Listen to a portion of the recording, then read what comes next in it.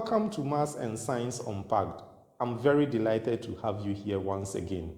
In this video, we are exploring multiples, factors, roots, and powers. These are very important things that help us to solve much complex problems in maths.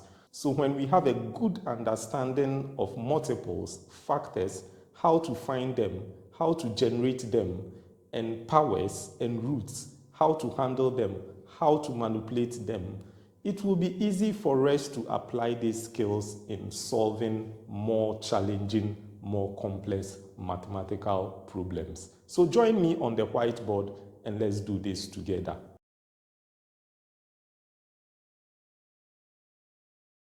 Welcome to the third lesson in this series where we are looking at numbers, the foundation of secondary school or high school mathematics.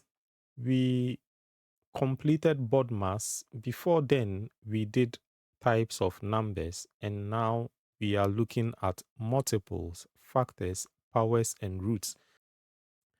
So let's start with multiples and factors. The easiest way to explain multiples and factors is to look at them together because they are somewhat related. Now, think of a mother and her daughters.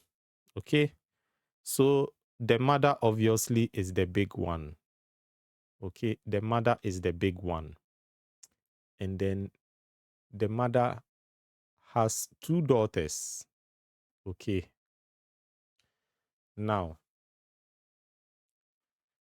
this is only for the purpose of appreciating the magnitude of multiples and factors. The mother will be a multiple and the daughters will be factors. So each daughter is a factor. Okay, together they will be factors. Now, in mathematics, multiple is the result of multiplying two numbers. It feels intuitive, or it looks like a truism. Yes, of course. But it's very important that we understand some of these definitions because it is very usual for you to start your mathematical exam by answering questions like find the LCM of this, find the HCF of that. And for you to clearly distinguish between what is required for LCM and HCF, you definitely have to appreciate what multiple is and what factors are. So coming back to the mother and daughter concept, multiple is the result when we try to multiply two numbers, or let's say two small numbers will be multiplied and give rise to a bigger number. The bigger number is the multiple, and the small numbers that multiplied each other to give rise to the big number are the factors. Okay, so it's as simple as that. Look at your times table. We all start learning maths by memorizing times table. We all start maths by memorizing times table. And so if you look at the times table, for instance, 3 times table, 3 times 1 is 3. 3 times 2 is 6.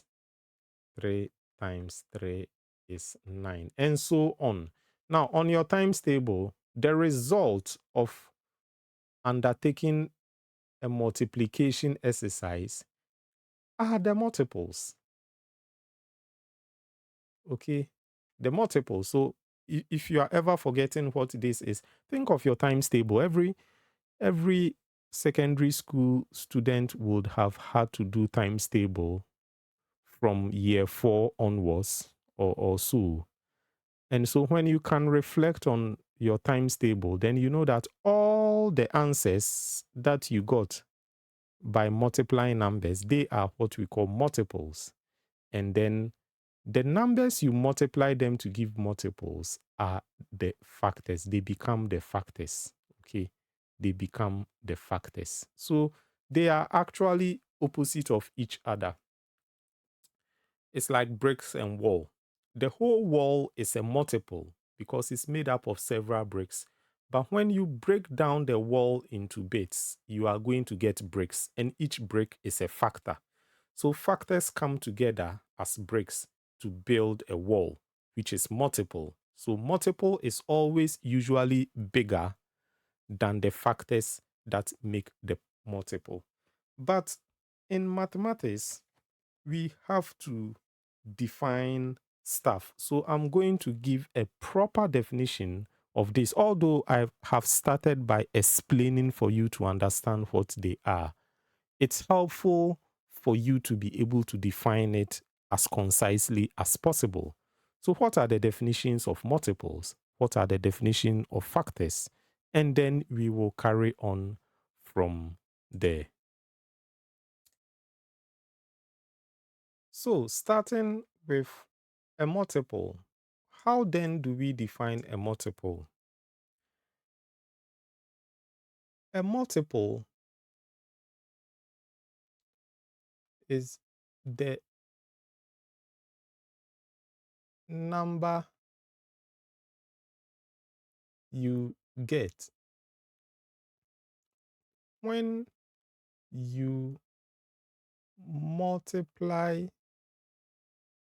a particular number by a whole number. So here we are back to number types. You see why it's important that we started looking at number types before we built upon it. So here we are trying to define a concept, and a type of number is appearing in the definition. But simply put, a multiple is the number you get. Okay, usually a big number you get when you multiply a particular number by a whole number. So let me choose 4 to be the particular number I'm talking about. If I multiply 4 by a whole number, and the thing is a whole number, not a fraction. Okay, whenever we are talking of multiples, although technically speaking, you can have a multiple arising from multiplying a number with a decimal or a fraction, we usually at our level confine it to whole numbers. So 4 is the particular number I'm talking about, and I'm multiplying it by a whole number, which is 3. And what I get from this, is 12. So 12 is the multiple. 12 is the multiple. It's also a number. A multiple is the number. 12 is the multiple. As simple as that. A multiple is the number you get when you multiply a particular number by a whole number. What about factors? What about factor?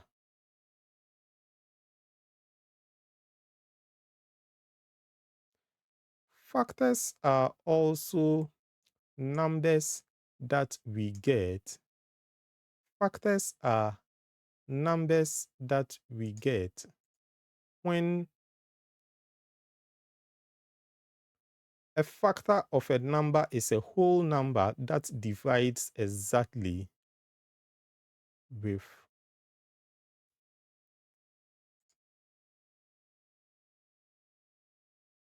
So now that we know what a multiple is, what then is a factor? A factor is simply any whole number that divides exactly into another number.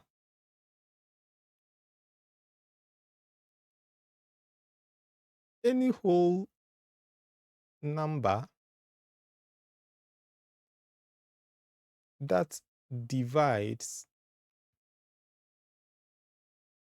exactly And exactly is very important. That divides exactly into another number. Okay, so this other number will typically be a multiple, the one that we just spoke about. Okay, and a factor is also a whole number, so we need to be very careful. When we are asked to find the factors of a number, at our level in mathematics, let's just think of whole numbers. Okay, any whole number that divides exactly into another number. Okay, and divides exactly means it divides without any remainder. Okay, it divides without any remainder. So for instance, 24 is another number. Okay, 24. 8 can divide 24. So we will have 24 over 8. And that will be 3. Okay, 3. Another whole number. So the division is exact. It didn't leave any remainder. It didn't leave any remainder. Okay. However, if I have 24 and I bring 7, 7 will not be a factor of 24. Why? Because if I attempt to divide 24 by 7, I'm going to get 3 and a remainder. Me getting a remainder means it did not divide exactly into 24. And therefore, that is not a factor. So when we are talking about factors, factors are whole numbers that divide exactly into an often bigger number, just to keep it simple. So that is multiples and factors. So let's look at the relationship between multiples and factors. I have a number here, multiple. Let's choose 24. And I have a factor here. Let's choose 8. Okay. What is the relationship between multiple and factor? Or what are the journeys between these two? If I'm on 24 and I divide by any number, I land at a factor. But if I'm on the factor and I multiply by another number, I land on a multiple. So that is the relationship between a multiple and a factor. And once we understand these things, it's easy for us to apply this to find LCM, which becomes often tricky. When we get to that lesson, you will know why. And it's also easy for us to look out for HCFs, which is also a very useful skill in mathematics. And these two, LCM and HCF, they become particularly useful when we start looking at fractions. When we start adding fractions, we will realize that this is a very useful skill to have. That's why I've taken time to explain clearly what multiples and factors are. The second part of this lesson looks at powers and roots. Powers and roots. And these are also very important concepts in mathematics. Powers and roots. Power, we don't mean physical power to punch someone, or roots. We don't mean the root of a plant, as in biology. But they are somehow related. The idea is somehow similar. When we say power, strength, okay, if I do something to a number, all of a sudden the number becomes very big. Okay, all of a sudden the number becomes very big. Okay, so powers, strength, a boost. Yes. So that is powers. And then roots. Roots will usually be hidden under the ground. So if I try to root any number, it diminishes. And it diminishes until it feels like it's buried into the ground. So in a way, the everyday language of what we know about power and roots apply to this. But as with mathematics, there are always very specific definitions and very specific explanation of the concepts. So let's look at these concepts. What are roots? What are powers? So powers and roots. First, let's start with powers. Let's start with powers. Power in mathematics is also known as exponent. Okay, exponent is simply the more posh word for power. But you could encounter them in anything, especially when you begin to do science and you begin to plot graphs and you begin to explore different functions in graph. You may be coming across the word exponent, but it's all right to keep it power. Power is simply how many times a number is multiplying itself. Okay. So I have a number 5.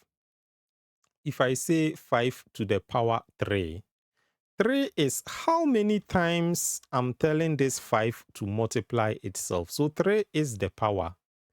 And the 3 is simply telling how many times 5 should multiply itself. It's like a computer algorithm. I'm giving it a command. 5, multiply yourself 3 times.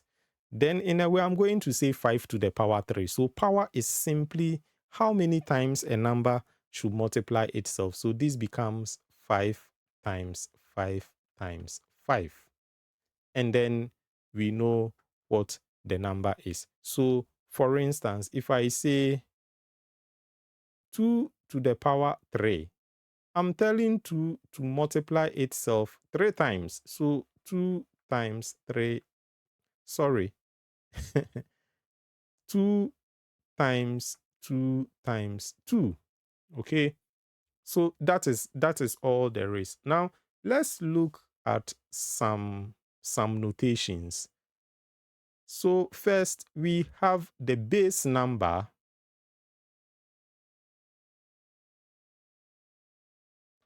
and we have the power. Okay, so for instance, if I say 4 to the power 2, 4 is the base number.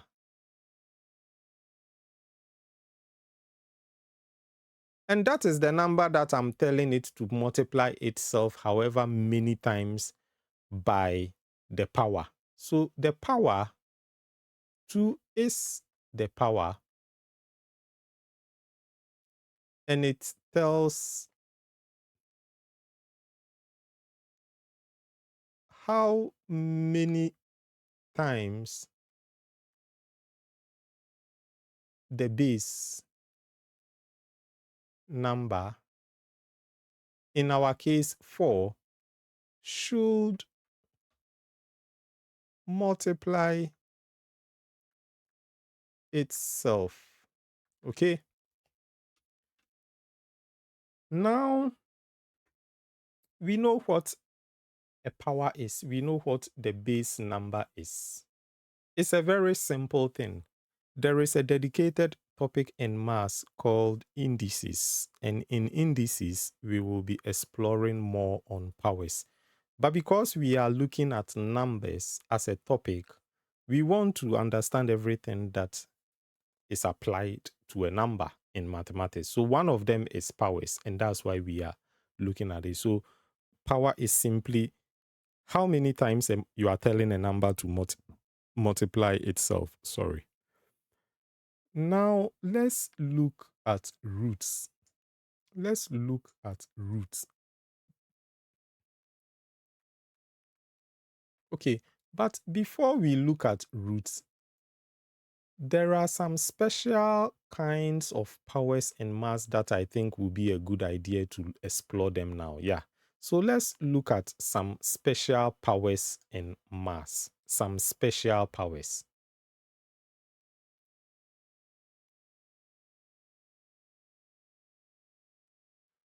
some special powers. 1. Power of 1. Okay. It's a very special number in mathematics, but when it comes to powers, it's even more special. Any number raised to the power 1 remains itself. Okay. It's a special thing.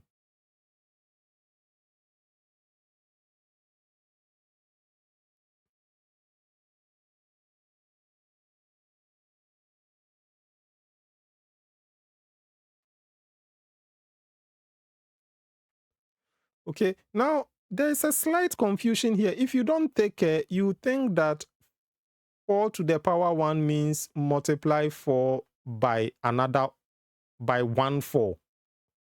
Okay, but that is not the case. 4 to the power 1 is simply 4. So it's better to rather take the definition.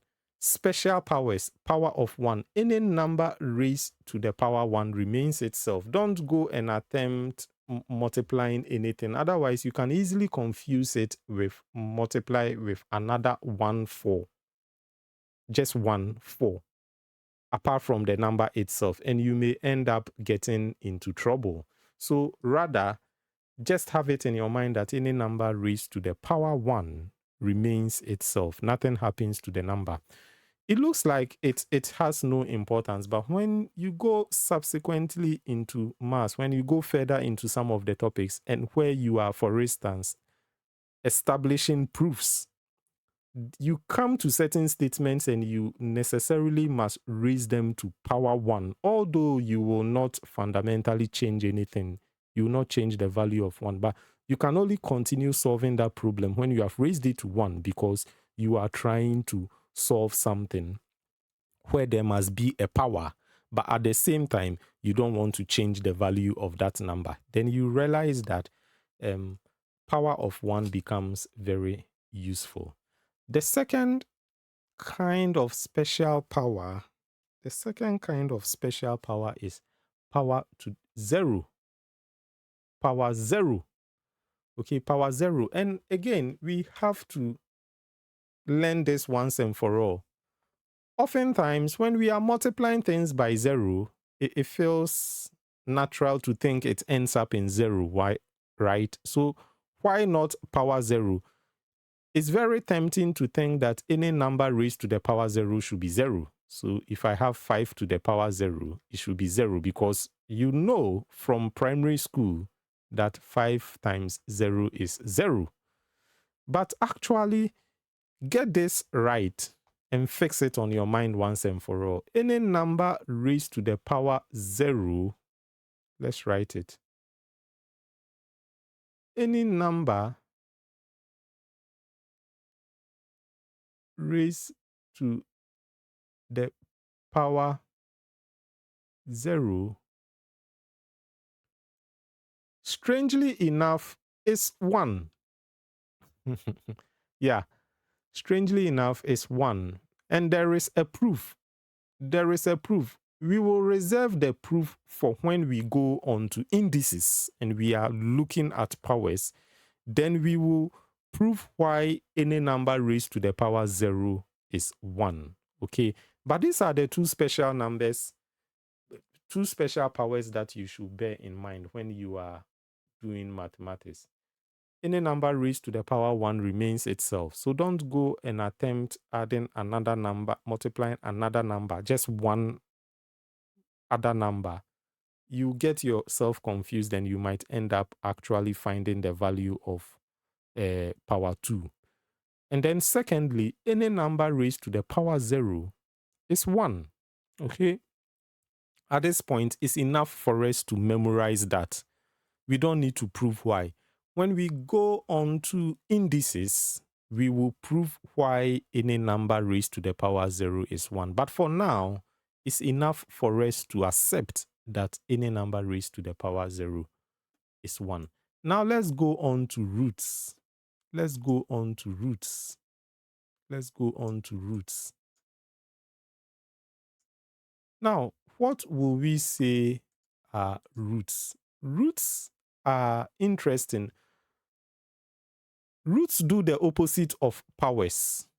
Okay, so it is a number that you multiply by itself to get an original number. Okay, roots are the opposite of powers. A number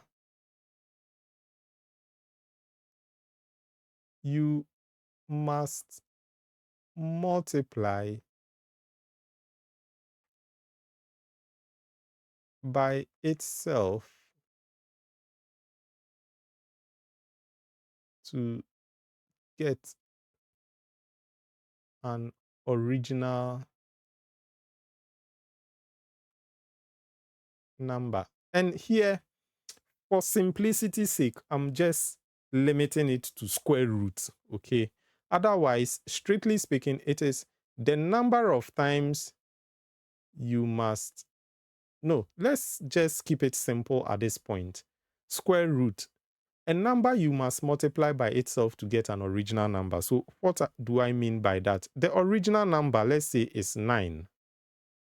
Then we are saying that root is a number you must multiply by itself to get an original number. So I'm going to think of a number that I must multiply by itself